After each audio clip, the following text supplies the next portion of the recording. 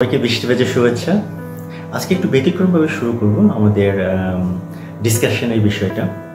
এখন আমি যদি আপনাদের জিজ্ঞেস করি আপনার জীবনের পরিকল্পনাটা কি, আপনারা বেশিরভাগই বলবেন যে লেখাপড়া শেষ করে একটা চাকরি করব, তারপরে একটা পর্যায়ে গিয়ে বিয়ে করে ঘর সংসার করব, দ্যাটস ইট।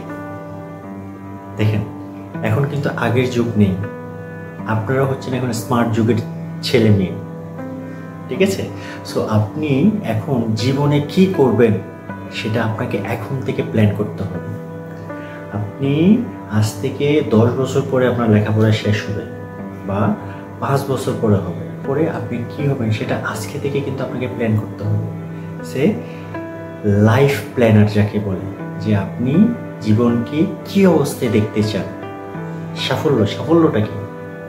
সাফল্য এক একজনের কাছে এক এক রকম। আমার কাছে সাফল্যের সঙ্গে একরকম, আপনার কাছে অন্যরকম।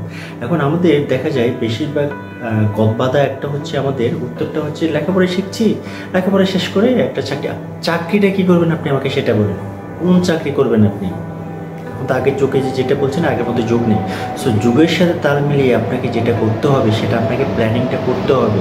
আমি কোন লাইনে লেখাপড়া করবো। হ্যাঁ, এখানে সামর্থ্যের একটা ব্যাপার থাকে ডেফিনেটলি, আমি কিন্তু সেটাকে মাথায় রেখেই বলছি। সামর্থ্য বিবেচনায়, আপনার পরিবারের সামর্থ্য বিবেচনায় আপনি কোন লাইনে লেখাপড়া করলে আপনার ভবিষ্যৎটা আপনি একটা ভালো অবস্থায় নিয়ে যেতে পারেন সেটা আপনাকে আজকে থেকে ঠিক করতে হবে, চিন্তা করতে হবে। কারণ আপনি যা পরিকল্পনা করবেন আপনার ভবিষ্যতের জন্য সেটা অবশ্যই হচ্ছে আপনার পরিবারের অর্থনৈতিক অবস্থাকে বিবেচনা করে। তাই না? আপনি মধ্যবিত্ত পরিবারের সন্তান বা আমরা নিম্ন মধ্যবিত্ত পরিবারের সন্তান। এখন আপনার মা বাবা যেভাবে লাইফ লিড করেছে, কারণ সে সময় অর্থনৈতিক অবস্থা স্বাভাবিক, বেশিরভাগ মানুষেরাই কিন্তু বাংলাদেশের অর্থনৈতিক অবস্থা কিন্তু খুব ভালো ছিল না আসলে, সত্যি কথা সে সময়। হ্যাঁ, এই যে আমি আজকে ধরেন আপনাদের সাথে কথা বলছি, আমি নিজেই যদি বলি, আমি যখন আমাদের সময় আমি যখন মাস্টার্স পাশ করি তখনও কিন্তু ইন্টারনেটের ওই রকম কিন্তু বদৌলত ছিল না। সো আমরা কিন্তু চাইলে কিন্তু ইন্টারনেট ইউজ করতে পারতাম না। আমাদের সময় মাস্টার ডিগ্রি পাশ করেও বেশিরভাগ স্টুডেন্ট কিন্তু কম্পিউটার কিন্তু চোখে দেখেনি, ঠিক আছে? বেশি দিনের আগের কথা না, এটা আজ থেকে ধরেন আপনাকে আমি যদি বলি 25 বছর আগের কথা।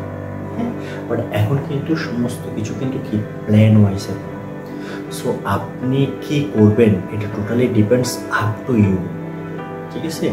আপনি এখন থেকে যদি পরিকল্পনা যদি করেন যে হ্যাঁ আমি এইভাবে আমি আমার জীবনকে প্রতিষ্ঠা করব, সো দ্যাট আপনাকে প্ল্যান করতে হবে। আপনাকে শোনেন, আপনি ফেসবুক দেখেন ফাইন, আপনি গান দেখেন, সব কিছু শুনেন, জীবনে প্রতিষ্ঠা করতে গেলে জীবনের তো আনন্দ জিনিসটা প্রয়োজন, ডেফিনেটলি আপনি এটা প্রয়োজন আছে আপনার, কিন্তু মনটাকে কখনোই একটা জিনিস খারাপ করবেন না এটা জেনে যে আমার বন্ধু সে হচ্ছে পয়সাওয়ালা ফ্যামিলির ছেলে, যে কারণে তার মোটরসাইকেল আছে, তার আইফোন আছে, তার ভালো ভালো জিনিস আছে, আমার নেবার, এটা কখনোই মনে করবেন না এটা, ঠিক আছে? কারণ আরেকটা জিনিস মনে করবেন যে প্রত্যেকটা মা বাবাই কিন্তু চায় তার সন্তানদেরকে কিন্তু ভালো কিছু দেওয়ার জন্য। এখন আমার মা বাবা যদি সামর্থ্য কিন্তু না থাকে, এটা এখন না দিতে পারাটা নিশ্চয়ই ওনাদের জন্য এটা ব্যর্থতা নয়, এটা ঠিক আছে? সবার অর্থনৈতিক অবস্থা একরকম হবে সেটা তো না। মন খারাপ করার কিছু নেই। শোনেন, এখন যে যুগ আসছে না, এখন মন খারাপ করার কিছু নেই। আপনি নিজেকে তৈরি করেন, নিজেকে তৈরি করে এখন আপনি কি করবেন totally this is up to you. আপনার লাইফ টোটালি আপনার, ঠিক আছে? এখন আপনি আমাকে বলেন, আমাদের ছেলে মেয়েরা, স্পেশালি ছেলেরা, আমরা অনেক সময় ব্লেম করি, এই আমার মা বাবা আমাকে খালি পড়ালেখা করতে বলে, খালি লেখাপড়া করতে বলে। আচ্ছা আপনি আমাকে বলেন, আপনার মা বাবা আপনাকে ভালো করে যে লেখাপড়া করতে বলছে, না করলে এটা কার ক্ষতি হবে বলেন? আপনার মা বাবার ক্ষতি হবে? জীবনটা তো ভাই আপনার, আপনি জীবনে প্রতিষ্ঠা লাভ করলে আপনারই লাভ হবে। কারণ একটা পর্যায়ে আপনার মা বাবা কিন্তু জীবিত থাকবে না, আমাদের কারো মা বাবা কিন্তু জীবিত থাকে না, ওনারা কিন্তু চলে যাবে। সো আপনার লাইফে যাতে কোনো কষ্ট যাতে না হয় সেই জন্যই কিন্তু আপনার মা বাবা সবসময় কিন্তু আপনাকে কিন্তু এই জিনিসগুলো বলে। হ্যাঁ, এটা প্রত্যেকটা মা বাবা, আমার মা বাবা আমাকে বলছে, আপনার মা বাবা আপনাদেরকে বলে, এটা সবাই বলবো। তার একটা জিনিস কখনোই কিন্তু বলবেন না মা বাবার মনে কষ্ট দিয়ে, সেটা হচ্ছে তোমরা কিছু জানো না। তোমরা কি জানো?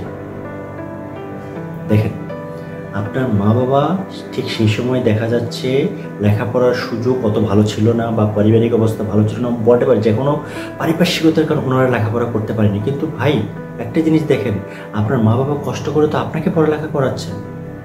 আপনি সেদিক থেকে কৃতজ্ঞতা প্রকাশ করেন। আপনার বাবা যদি খুব ভালোভাবে লেখাপড়া করার যদি সুযোগ যদি পেত, আপনার বাবা কি সেই কষ্টের কাজগুলো এখন করতো? Definitely not. কিন্তু দেখেন, আপনার অথবা বাবা হয়তো ভালোভাবে লেখাপড়া করতে পারেনি, হয়তো অর্থনৈতিক সামর্থ্যের কারণে বা বিভিন্ন পারিপার্শ্বিক সমস্যার কারণে, কিন্তু আপনাকে তো লেখাপড়া করাচ্ছেন। সো আপনি কেন প্ল্যান করছেন না? আমি তো বলবো সেখানে আপনারই হচ্ছে ঘাটতি, চিন্তার ঘাটতি, যে আপনি আজ থেকে আপনার লেখাপড়া শেষ হওয়ার পরে আপনি কীভাবে নিজের জীবনকে প্রতিষ্ঠা করবেন, কী করবেন না ব্যবসা করবেন, চাকরি করলে কোন লাইনে চাকরি করবেন, সেটা তো আপনাকে এখন প্ল্যান করতে হবে, তাই না? আপনি গাছ লাগালে যেরকম আপনাকে পরিচর্যা করে যেভাবে একটা গাছের ফল আপনি পাবেন, একটা ভালো একটা ফল পরিচর্যার মাধ্যমে, আপনি যদি এটাকে কোনো পরিচর্যা যদি না করেন সেখান থেকে তো ভালো ফল পাবেন না। সো আপনার জীবনটাও তো হচ্ছে একটা ফল গাছের মতো। আপনি আপনার জীবনকে যতভাবে আপনি ডিসিপ্লিনভাবে আপনার লাইফকে আপনি গড়ে তুলবেন, আপনার লাইফে তত বেশি হচ্ছে আপনি কী পাবেন, বেশি ফল পাবেন আপনি। সো আপনি একটা জিনিস চিন্তা করেন, ফরগেট অ্যাবাউট ইউর প্যারেন্টস, আপনার মা বাবা কী বলছে আপনার তাদের ইয়ার জন্য। আপনি সবসময় চিন্তা করেন আপনার মা বাবা কিন্তু আপনার ভালোর জন্যই কিন্তু বলছে। সো সেই জন্য আপনাকে কিন্তু আপনার জীবনের সিদ্ধান্তটা নিতে হবে, কারণ ভবিষ্যৎটা কিন্তু আপনার। আপনি একটা সময় লেখাপড়া শেষ করবেন, আপনি হয়তো অনেকে লেখাপড়া শেষ করার মতো তাদের হয়তো বা সেই সামর্থ্য থাকবেও না, কিন্তু তাই বলে কি আপনার জীবন থেকে দেখবেন? অবশ্যই না। আপনি আপনার মতো করে, এই জন্য কিন্তু আমি প্রথমে বলেছি যে অর্থনৈতিক অবস্থার উপরে বিবেচনা করে আপনি আপনার জীবনের সিদ্ধান্তটা নেন, প্লিজ সেভাবে নেন।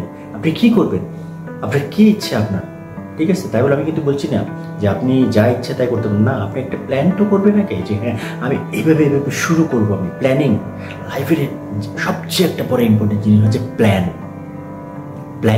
এবং অ্যাকর্ডিংলি কাজ করা। আর একটা জিনিস হচ্ছে প্র্যাকটিস করা।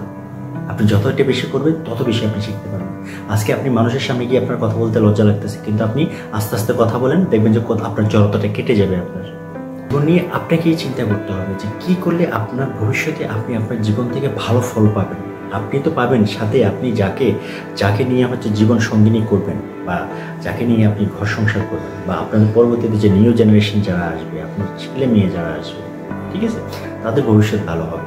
হ্যাঁ, কিন্তু সে সময় কিন্তু তখন আপনার জিনিসগুলো মনে হবে। আমরা সবাই আসলে হয় কি বুঝছেন, জীবনে হারিয়ে যাওয়ার পরে না সব কিছু আমরা রিয়েলাইজ করতে পারি, আমি যদি সে সময় ভুলটা যদি না করতাম তাহলে এটা কিন্তু আমার হতো না।